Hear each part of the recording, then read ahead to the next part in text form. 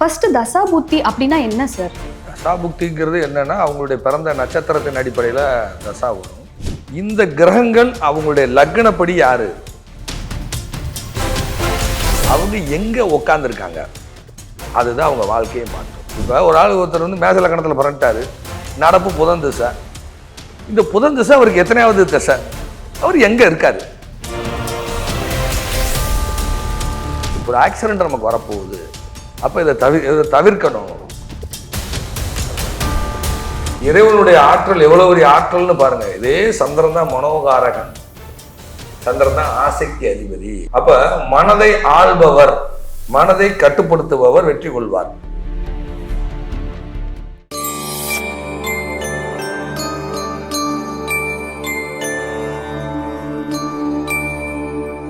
Temple express viewers அனைவருக்கும் வணக்கம்.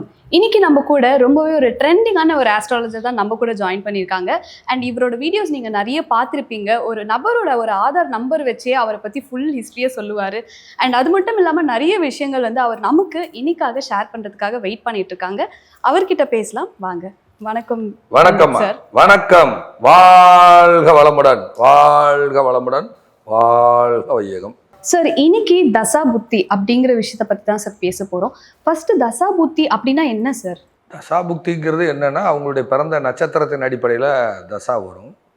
இப்போ உதாரணமாக சொல்கிறதா இருந்தால் ஒருத்தர் உத்திர நட்சத்திரத்தில் பிறக்கிறாரு, கன்னி ராசி உத்திர நட்சத்திரம்னா சந்திரன் வந்து உத்திர நட்சத்திரத்தில் இருக்கும் பொழுது அவங்க பிறந்திருக்காங்கன்னு அர்த்தம். சந்திரன் அன்னைக்கு உத்திர நட்சத்திரத்தில் இருக்கும்போது பிறந்திருக்காங்க. உத்திர நட்சத்திரத்துக்கு அதிபதி என்ன கேட்டிங்கன்னா சூரியன். அப்போ பிறக்கும்போது சூரிய திசை, அது எத்தனாம் பாதம்ங்கிறத கணக்கிட்டு இந்த இந்த இந்த பிறக்கும் பொழுது பிறந்து இருப்பு சூரிய திசை 3 வருஷம் அப்படின்னு ஒரு கால்குலேஷன் எழுதிக்குவாங்க. அதுக்கப்புறம் பார்த்திங்கன்னா உங்களுக்கு சூரிய திசைக்கு அடுத்து சந்திர திசை, செவ்வாய் திசை, ராகு திசை, குரு திசை, சனி திசை, இப்படியே மூவ் ஆகும். இந்த கிரகங்கள் அவங்களுடைய லக்னப்படி யார், அவங்க லக்னப்படி யார், அவங்க எங்கே உக்காந்துருக்காங்க, அதுதான் அவங்க வாழ்க்கையை மாற்றும். இப்போ தசாபுக்தியில் நிறைய மெத்தட்ஸ் இருக்குது. உதாரணமாக சொல்கிறதா லக்ன தசா சிஸ்டம் அப்படின்னு ஒன்று இருக்குது. சந்திரன் எந்த நட்சத்திரத்தில் இருக்காரோ அதை வச்சு ஒரு தசாபுத்தி, இது ஒரு ட்ராக்கு.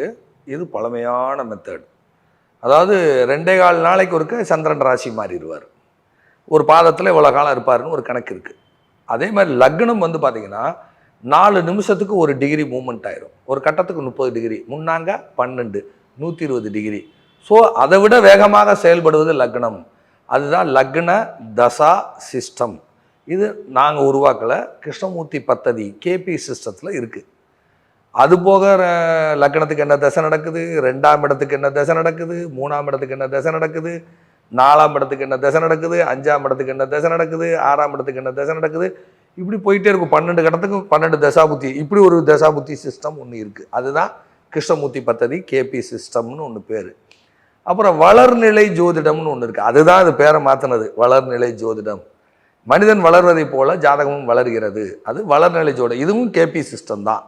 அப்படியே மூலமே கிருஷ்ணமூர்த்தி தான். சரியா? இது ஒரு மெத்தடு.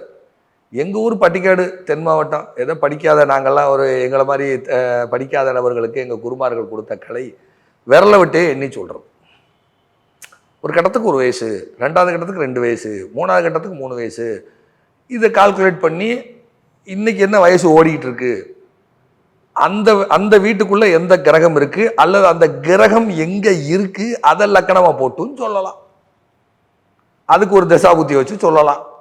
சரி, இன்னைக்கு ஒரு கட்டம் கொண்டு வந்துட்டாரு, இன்னைக்கு என்ன கிழமை ஓடிக்கிட்டு இருக்கு, அந்த கிழமைக்கான கிரகம் யாரு, அவர் எங்கே இருக்காரு, அதை வச்சுன்னு சொல்லலாம். ஸோ எப்படி வேணாலும் சொல்லலாம், ஒரு மெத்தடு கிடையாது. அதாவது முறையாக ஜோதிடம் கற்றுக்கொண்டால் எந்த முறையிலையும் சொல்லலாம். எல்லா முறையும் தப்பு இல்லை, எல்லா முறையும் தப்பு இல்லை. பிரசன்னம், இப்படி நிறைய முறைகள் இருக்குது. இந்த சோழி பிரசனங்கிறது கொஞ்சம் அட்வான்டேஜ். அது கேபிலே சிஸ்டத்தில் சொல்லலாம், கேபி சிஸ்டத்துலேயே சொல்லிக்கலாம். அதுவும் ஒன்று தான். ஜாமக்கோல் பிரசனம்னு இருக்குது, தாம்பூல பிரசனம்னு இருக்குது. ஒவ்வொருத்தருக்கும் ஒரு பாதை பிடிக்கும். நான் எல்லா பாதையிலையும் நடந்து போயிட்டு வந்த ஆள்.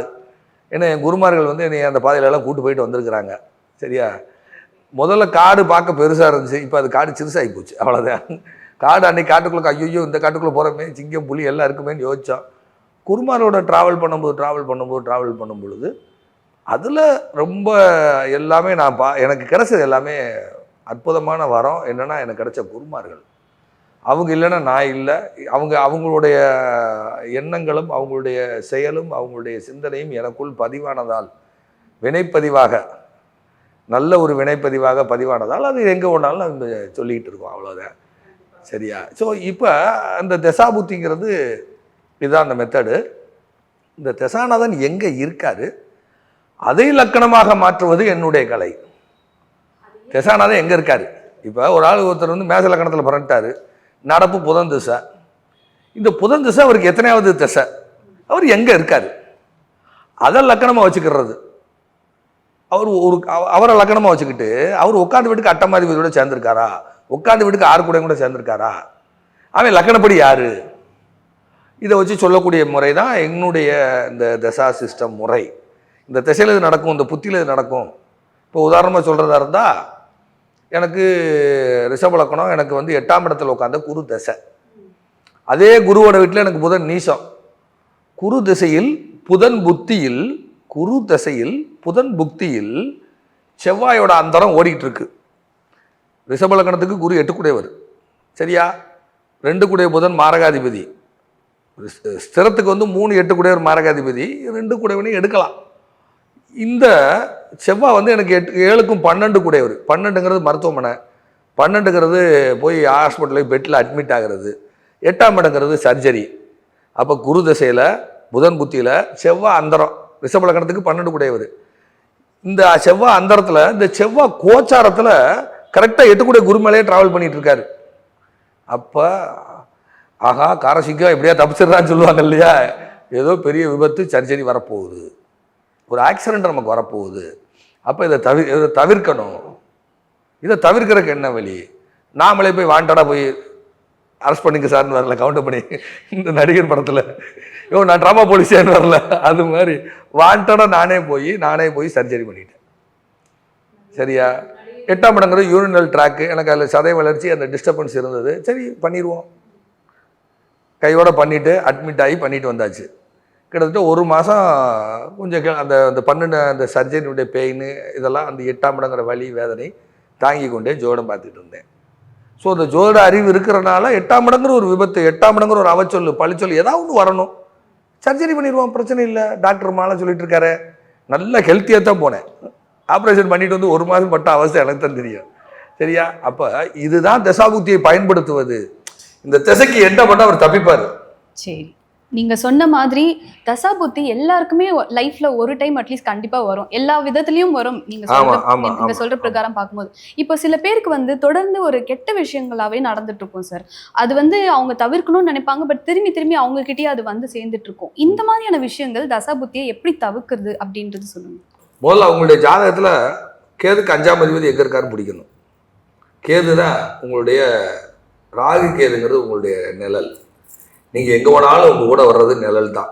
ஆமா, அப்பா அம்மா, கட்டிய கணவர், உடன் பிறந்தோர் யார் இருந்தாலும் நம்ம கூட கடைசி வரைக்கும் நடந்து வர்றது யாரு? நீங்க நடந்து எங்க போனாலும் பின்னாடி ஒரு ஆள் வருதா இல்லையா, நிழல் வருது. அதுதான் நம்மளுடைய கர்மா. ஸோ அப்போ அந்த கேது எங்க இருக்காரு, அதுக்கு 5ஆம் அதிபதியோட நிலைமை என்ன? ஓகே, அந்த கேதுக்கு 5ஆம் அதிபதி எப்படி இருந்தாலும் ராகு 3ஆம் பார்வையை பார்த்துருவார் பின்னோக்கி. ராகு பார்ப்பாரு பார்க்க மாட்டாருன்னு ஒரு கூட்டம் சொல்லிட்டு இருக்கு. நான் பார்க்குறாரு, எனக்கு சரியா இருக்குன்னு வச்சுக்கோங்க, செல்லாம் விட்டுருங்க. சரியா? சரியில்லை அப்படின்னு சொன்னால் உங்கள் மனசோட வச்சுக்கோங்க, இல்லையா விட்டுருங்க, இல்லை என்னமோ ஒன்று பண்ணிக்கோங்க. எனக்கு அது நம்பிக்கை உண்டு, பார்க்குறாருங்கிற நம்பிக்கை உண்டு. 3ஆம் பார்வை 3 உட்கார்ந்த வீட்டுக்கு பின்னாடி 3 முன்னாடி 3 சப்தமோ மிட் பாயிண்ட் இப்படி நிறையா இருக்குது. ஸோ அது பார்ப்பார். ஆக நம்மளுடைய பூர்வ புண்ணிய ஸ்தானத்தை சொல்பவன் கேது. கேது தான் ஞானகாரகன். கேதுடைய நட்சத்திரம் முதல் நட்சத்திரம். கேதுடைய 2வது நட்சத்திரம் எங்கே வரும்? 5ஆவது வீட்டில் வரும். கேதுடைய 3வது நட்சத்திரம் எங்கே வரும்? மூல நட்சத்திரம் 9ஆம் இடத்துல வரும். ஆக 1 5 9, 1 லக்னம், 5 பூர்வ புண்ணியம், 9 பாக்கியம். இந்த வீடுகளில் தான் கேதுவோட நட்சத்திரம் வரும். மேஷம், சிம்மம், தனுசு. ஆக கேதுவை வந்து பூர்வ ஜென்ம கர்மாவாக எடுத்துக்கொண்டு அவர் நின்ற வீட்டுக்கு 5ஆம் அதிபதி எங்கே இருக்கிறாரோ அதை கணக்கிட்டு இது இத்தனாவது ஜென்மத்தில் செஞ்சது, ஆக இதனால தான் இந்த தசாபுத்தி இதன் அடிப்படையில் உங்களுக்கு வந்திருக்கு, இதுக்கு என்ன பரிகாரம்? இதுதான் என்னுடைய கான்செப்ட். சரியா? இதை வச்சு அவங்கள எப்படி ரெக்கவரி பண்றது?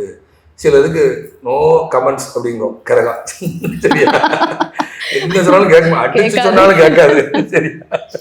உடுக்கெடுத்து அடிச்சு சொன்னாலும் கரகம் கேட்காது. அதுக்கெல்லாம் ஐயா முடியலையா, என்ன பண்ணோம் சார்? ஐயா கல்யாணத்துக்கு வாய்ப்பு இல்ல, என்னைய சொல்லி ஒரு பிரயோஜனம் இல்ல, நீங்க என்ன வாங்கிட்டு வந்திருக்கீங்களோ அதுதான் வரும். சரியா? நீங்க புளிசாதம் கொடுத்தா அதுதான் திக்க முடியும், வேற இடத்த நான் திக்க முடியும் சொல்லுங்க. அப்ப அடிச்சு சொன்னாலும் கரகம் கேட்காது.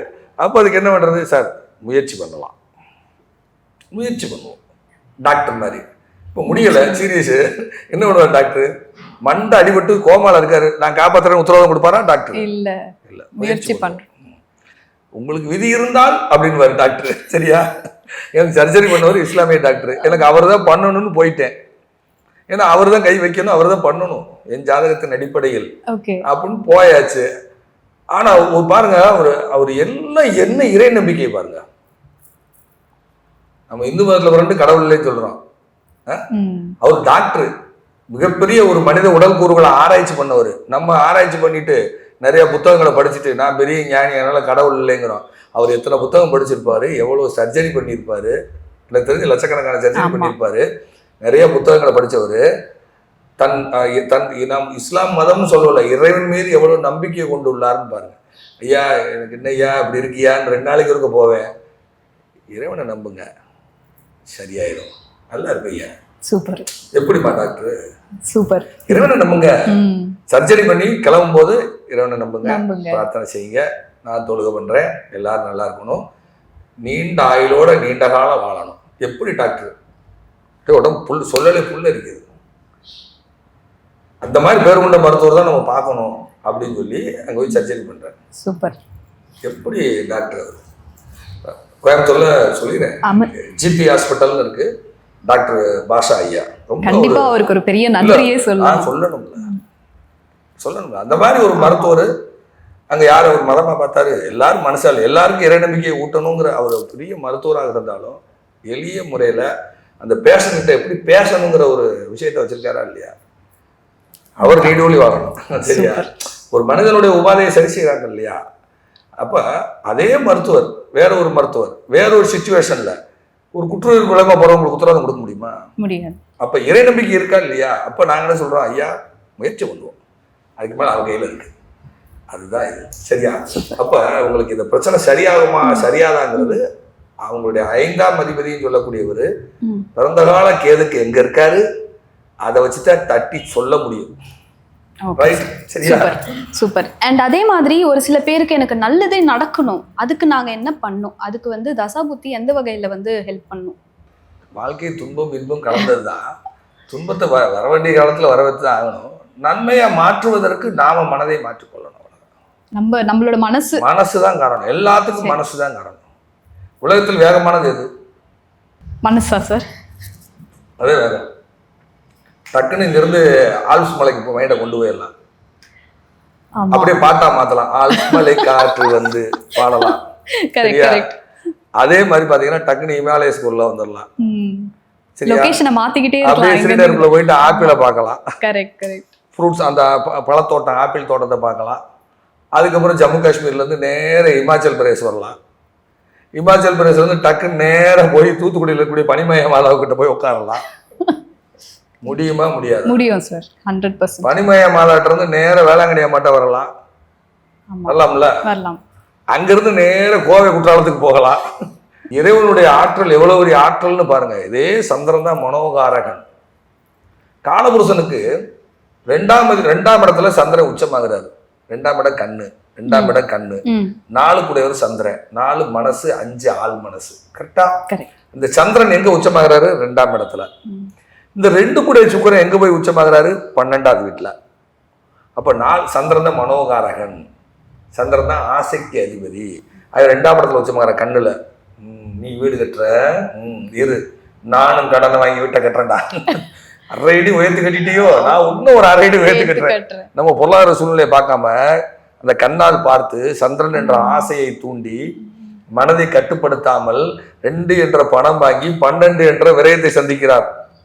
2 கூட சுக்கிரன் 12 உச்சமாகிறாரு. சரியா? சரியா? அதே சுக்கிரன் 6ஆம் இடத்துல நீசமாயிருவாரு, கடனுக்கு விரயம். அதே 6ஆம் இடத்துல தான் பாருங்க, கன்னியில பாருங்க சந்திரனுடைய நட்சத்திரம் அஸ்தம் இருக்கும், செவ்வாயுடைய நட்சத்திரம் சித்திரை இருக்கும், அதே மாதிரி உத்திர நட்சத்திரம் சொல்லக்கூடிய உத்திர நட்சத்திரம் சூரிய நட்சத்திரம் அங்கதான் இருக்கும். அப்ப மனதை ஆள்பவர், மனதை கட்டுப்படுத்துபவர் வெற்றி கொள்வார். ஐயா அந்த திசைக்கு புத்திக்கு அகல கால் வைக்காதீங்க, ஜோசியம் சொல்லத்தான் செய்வாங்க. அதை மீறி நான் போய் செஞ்சா இப்ப என்ன ஆகும்? அது என் குருநாதர் சொல்லுவாரு, இல்லை கொழுப்படுத்த அருகாமனையில் ஏறி உட்காந்தா என்னலே ஆகும் அப்படின்வாரு. என்னைய சொல்லுவாரு, கொழுப்படுத்த அருகாமனையில் ஏறி உட்காந்துட்டா அப்ப கடை வேணாம என்ன பண்ணதுக்கு அழுதுக்கிறாரு அப்படின்னு அவரு. அப்ப நம்மளுடைய மனதை கட்டுப்படுத்தி கொள்ளும் பொழுது சில விஷயங்களை தவிர்க்கணும். அதை கட்டுப்படுத்த தவறிட்டாங்கன்னா சிக்கல்ல மாட்டிக்குவாங்க. அப்ப அதை கட்டுப்படுத்த ஆசை சீரமைத்தல் அப்படின்னு அதுக்கு பேரு, ஆசையை சீரமைத்தல். அதனால வேதாத்திரி மகரிஷி மனவள கலை அப்படின்னு வச்சாரு. சரியா? அப்ப ஐயா இந்த தசைக்கு இதை செய்யக்கூடாது, இந்த தசைக்கு இந்த புத்திக்கு ஆகாது, பேசாம இருங்க அப்படின்னு கேட்க மாட்டாங்க. பக்கத்து ஹோட்டல்ல கல் எடுத்து விட்டா சும்மா இருப்பானா?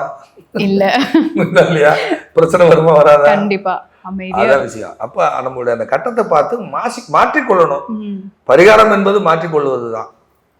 அதுக்கப்புறம் உங்களுடைய ஊழ்வினை கர்மா என்னங்கிறத பார்த்துட்டு இதை செஞ்சுட்டு இந்த தசைக்கு வெயிட் பண்ணுங்க, அடுத்த தசை அடுத்த புத்தி நல்லா இருக்கு பொருங்கன்னு சொல்லி சொல்லணும். சூப்பர்.